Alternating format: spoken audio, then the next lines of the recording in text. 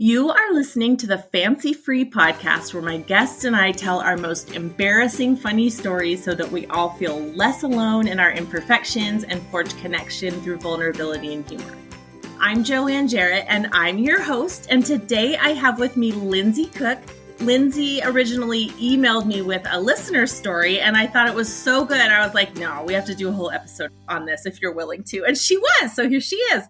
Lindsay is a mom of 3 kids, ages 8, 6, and 4. Her family moved to Arizona about a year ago, and they are loving it. Her husband is a physician, so they moved around a bit for his school and training. They met in college in Utah and got married, and then they moved to Missouri for medical school, Texas for residency, and after that, settled in Arizona, where they plan to stay put.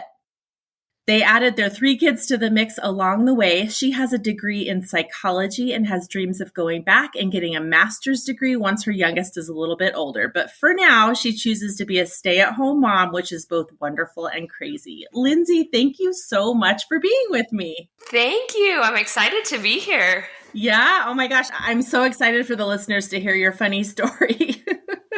It's a good one.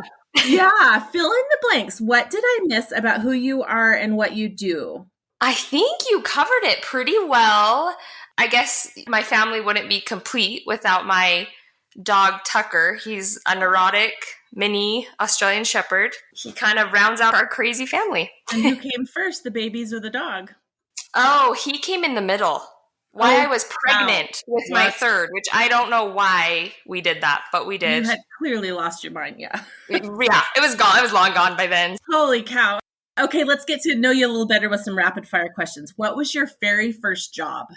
I started working when I was about 16 at a place called Flips Gymnastics. It was actually a really fun job. A couple of my friends had the same job, so I loved it. So I kind of did that through high school, a little bit in college. And then when we were in Texas for my husband's training, I decided to open up a little gymnastics gym. So I did. Oh my gosh. Yeah. Aren't you so industrious? Okay, what's your favorite joke? I guess it's not really a joke. It's more of those just like solid memes that you see. Yes. Okay, so there's 2 of them. So the first one I saw recently, and I don't know why, but it just like spoke to my soul. It said, if I waited to have all my ducks in a row, I'd never get across the street. Sometimes you need to gather up what you got and make a run for it. I was like, if that's not my life. You're like, I so relate every single day. But yeah, that's yes. So cute. I love it. Okay, and then the other one, this one's, I'm sure you've seen it, but it says, husbands, don't ask your wife why they bought so much at Target when they just went in to buy a sponge. She doesn't know either. I feel like that's the story of my life. Totally. Oh my gosh. I had to end up taking the bills over, and I swear it was because of Target.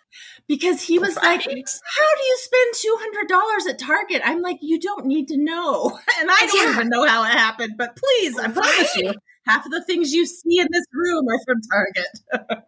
Yeah, I go in to like get mascara, and the next thing I know, I have a lamp and a cookbook and a wreath, and everybody has a matching outfit for the next family photo shoot. I know, right? So and apparently, I'm sure you heard like, well, now you have it 17-year-olds, right? So skinny jeans are out. So now I got to go look at those new mom jeans. I know, right? And I'm like, so those mom jeans looked way better on me when I was in my early 20s and was wearing a size 6. Right? Well, okay, so I was like, no skinny jeans. I think I can like get on board with that a little bit, whatever. Mm-hmm. But what I'm concerned with is those half shirts. Oh, I know. Yeah, us 30 and 40-something ladies, we really need the other half of our shirt. Yes. Or we have to wear pants that come up over our boobs. Yes. Those are the options. Oh, it's so true. Okay, what commercial jingle gets stuck in your head all the time? I don't know if it was just a commercial in Utah, but I promise you I'm not reading this. This is just stuck in my brain, and I can just say this from memory. And he has a deep voice, and he says, "The Shane Company, on the corner of State Street and 7200 South. Open Monday through Friday till 8, Saturday till 5, closed Sunday. Also available online at shaneco.com. I don't know how. It's stuck. You're like, listen, brain, this isn't particularly useful information. Right? So if any of you need jewelry in Salt Lake City, Utah, I can give you the address. She can give you the address and the hours. And you know what? Shane Company, free plug. Yeah, send me some free diamonds or something maybe for that. Exactly. Okay, do you name your cars? Totally. We are in the naming car club. So I drive a minivan, and her name is Dallas because we bought it in Dallas. So not that original. But in high school, I drove a car called the Diamante. If anyone's ever heard of that, I'll be surprised. It's kind of like just this big clunky car. Kind of looked like it had kind of like wide hips. Anyway, its name was Grandma, and we also called it Double D, like the bra size. I love it. Yeah, that was that. And then my husband actually drives a blue truck, and my kids named it Blueberry, which isn't that's cute. Super manly, but he's rolling with it. So go hop in your Blueberry and get us some milk. Right. That's so cute. All right, on a more serious note, or maybe not, I don't know. If you knew you could not fail, what would you do? So I have this theory now. I've decided that in heaven, I either forgot to get in line or forgot to sign up to be an artist. Oh. Because I would love to be able to paint. Like, I love artists that, is it realism? I don't know if that's the correct term, but really like realistic art. Oh, it blows me away. Yeah. Yes. It blows me away. They're so good at that. When we have a desire of our heart and we have absolutely no natural capabilities to back up that desire, isn't that funny? It does kind of make you scratch your head. Like, why, God? Why? Why not? Why not me? Why couldn't I be like the most amazing artist on the planet? Other plans? Right? Okay, well, I suppose. Right.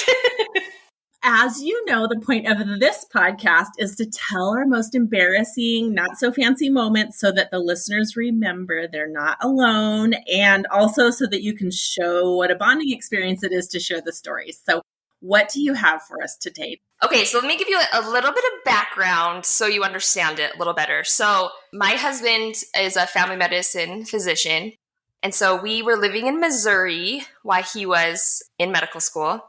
And this was during his second year.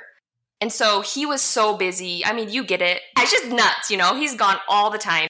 And we have no family around. And we don't have any money. Zero, So we were using WIC at the time. My son was about 2. And I was pregnant with my first daughter. And I was pretty pregnant. Like, I would say 8 months. I was massively pregnant. Yeah. Yeah. And let me just tell the listeners that aren't familiar with WIC, although I think it's a national program. Probably everybody knows what WIC is. But if you don't know, it stands for Women, Infants, and Children. And it's a sort of an aid program to make sure that women, infants, and children get the nourishment that they need, et cetera. So it's just a little bit of help out with purchasing food, and I think also getting checkups and stuff. I don't know. I could be way off on that. Yeah. No, it was so helpful. I'm so grateful for the program. Okay, so keep in mind, super pregnant. I'm with my son. I'm at like the waddling stage. When I'm pregnant, I get hyperemesis. Is that how you say it? Hyperemesis. Hyperemesis. I don't know how to say it, but that's how I say it. Right? No, that sounds right. So hyperemesis. So it's where you just get extra sick. I just threw up a lot easily. Sounds awful. I have to just pause it for a second and say, I think you're a hero because I promise if I had hyperemesis with my first one, my second one probably wouldn't be here. I know for a fact if I had hyperemesis with 2 pregnancies, a third pregnancy would not be in the cards for me. So your children are very, very lucky. They should be very grateful to you for They should. Yes. You deserve a huge medal. My third was a surprise. But a good surprise, right? Yeah. But at this point, you're just pregnant with your second one that probably wasn't a surprise. And you get a badge of honor for that, for being pregnant with your second one. Well, I'll take it. I'll take that badge. Yep. I have this WIC appointment. Every once in a while, they would test your blood. I think like for iron levels. Yeah. Right? Okay.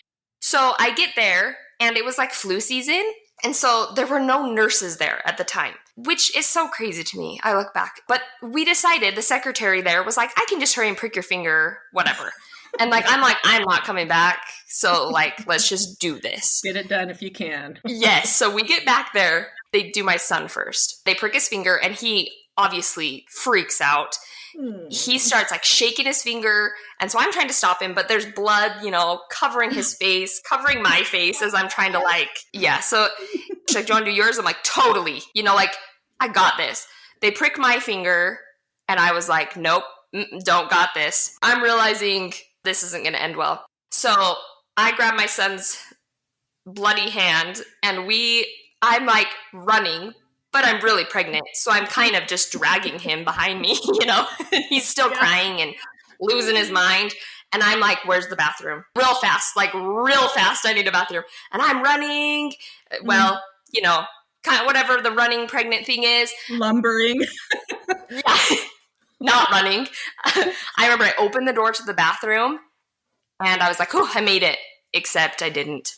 And I threw up all over the floor. I didn't even make the toilet at all. Oh, you poor thing. So I shut the door to still act like everything's fine. Because, you do that. And once I kind of start going, I just started throwing up more and more. Oh. But, I finally eventually got over to the toilet. There was some mercy there. But because I was throwing up so hard, I totally pee my pants. Oh. There's no hiding it. Not It's yep, Peter pants. And so at this point, I am just standing there. I look over at bless my son's heart. And because I had been throwing up and he watched me, he's throwing up. Oh, no. So he has throw up just down his shirt. Oh. And I look around with somehow the thought, okay, it's okay. I got this, So I start cleaning it up. That makes me so Trying. sad. It's true. I think if you picture the scene, you feel bad for me, but it really is funny. Hindsight. Yeah, both. So I'm cleaning it up, but I'm so pregnant. I'm in a full-on sweat, trying to clean this all up, trying to clean my son up, and I did the best I could. There are not enough paper towels. Where is the mop? Yes. I'm just unrolling the toilet paper. Oh, you poor thing. Okay, so after who knows how long I was in there, I don't even know. I think it was pretty well cleaned up. I remember I grabbed my son's hand. I'm standing at the door, deep breath, because I had to go out, and where the bathroom was, the whole waiting room, and there were it was full, and I'm Gosh. oh boy. And I look in the mirror, and and at some point in there, I started crying because I was pregnant and overwhelmed. Yeah. So we have blood on our face. I'm sweating. I was crying so mascara. I have throw up down me, and I've totally peed my pants. Oh my God. And I just open that door, and I'm and as I'm walking out, trying not to make any eye contact, the secretary's so should we reschedule? Sweetest lady, but I'm just waving, I'll talk to you later. Whatever. I just have to get to my car. And then I got in the car, and I'm pretty sure I cried for a while, but then I remember my son and I, we were just laughing so hard after that. So I love that. That's my favorite part of the story, that you guys start laughing. It's so cute. He took your lead and vomited, but then he took your lead and laughed. It's so cute. And so did you ever have to go back, or was that I was scarred. I was well, that was that. We moved pretty quickly after that. You're we get home, honey, now we have to move. And now we're done. Flee the state.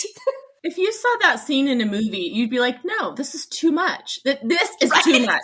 The blood everywhere, then the vomit, then the urine, then the tears.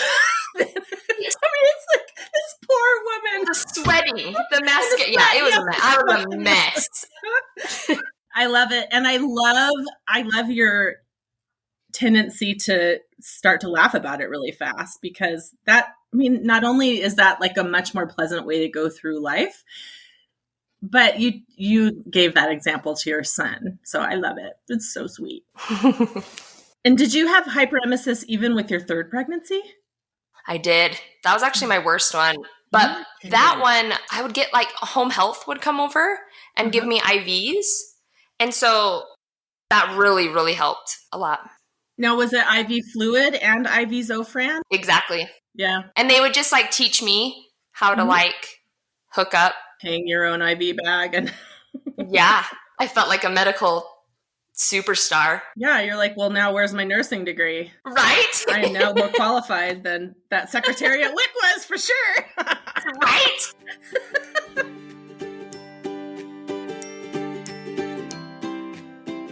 Do you have a life hack that you think listeners would like? This is really a tip for moms with little kids. Okay. I keep my kids like hair bows, brushes, gel, combs, whatever else. I keep it in a drawer in the kitchen, and I do their hair while they eat breakfast. Wait a minute. And it's like one less thing to argue about. That is brilliant. Yeah. And it has like changed everything. We just move quicker in the morning. They have to eat breakfast. So I'm like, I'm going to do your hair while you're sitting here. And then you can't yell because your mouth is full. Yeah. That's really good. You may have to think of more stuff along those lines and write a book or something. Write a parenting book. Yes. So awesome. Really important life hacks. These are the day-to-day things that affect quality of life so much. Right. So there much. You go. Yes. Yeah. I'm like, why? I have 2 daughters. Why did I not think about having a hair drawer in the kitchen? What's wrong with me? Right?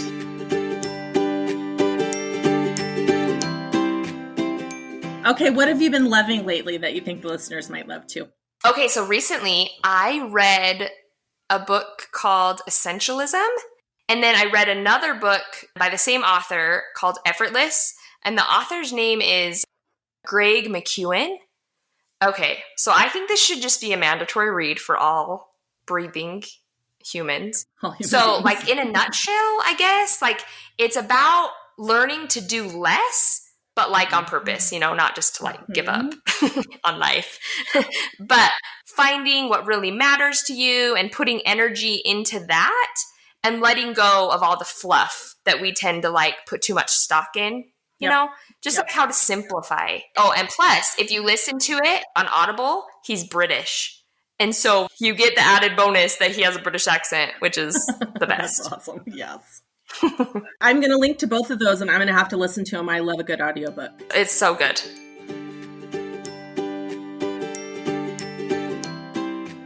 All right. Well, I want to hear what your education goals are. So you think once your baby girl is in school or something, you're going to go back and get your master's, huh? Yes, I would love to. I'd love to go get a master's. I'm thinking social work. I love being a stay-at-home mom, and I wouldn't trade that right now. That's the choice that I made, and and I'm good with that. Yep. But I want to have something that's mine too. Yeah, totally. So. And you have a lot of time to do it. And you'll definitely start noticing in the next, maybe 5 to 10 years that you start remembering who you were before you had kids and thinking, right. Now what does she want to do? Yeah, it's actually really fun because I was home with my kids a long time too. And that was intentional. But, you still are you. Right. Yeah. And you have, I plan on living until I'm like 90 years old. So right. I can reinvent myself every decade or so if I wanted to. Yeah. Yes. Yeah. That's a great idea. Yeah. So, it's something new every decade to go do. You never know. You just never know what you're going to love. You never know what's going to stick. You're probably so good at so many things. All right. Well, is there anywhere where the listeners can find you online, or are you on the down low? I'm kind of on the down low. I've actually had to take a little bit of a break from a lot of social media. I get so wrapped up in like comparison. I don't know if anyone else can relate to that. Everyone. I've kind of taken a down low with that. So I'm just a regular mom. All right. Well, we'll just look for your book when it comes out in 10, 15 years. Yes. Yeah. Oh, Lindsay, I loved your story. I love talking to you. You're so much fun. Thank you so much for coming on the show today. Oh, thank you so much for having me.